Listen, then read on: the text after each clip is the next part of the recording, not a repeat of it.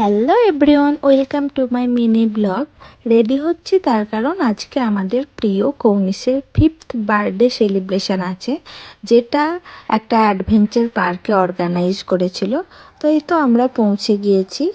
এটা জেনারেলি একটা trampoline park. এখানে বাচ্চারা জাম্প করে খুব মজা পায়। বিভিন্ন টাইপের এখানে প্লে এরিয়া ছিল। ইনভাইটেড গেস্টরা পৌঁছানোর পর কেক কাটিং করা হলো। কেক কাটিং পর্ব শেষ করে প্রত্যেকটা ইন্ডিভিজুয়াল ফ্যামিলির ফটোশ্যুট করা হয়েছিল। তারপর আমরা সবাই মিলে লাঞ্চ করতে শুরু করি। লাঞ্চে ওরা অনেক রকমের আইটেম রেখেছিল।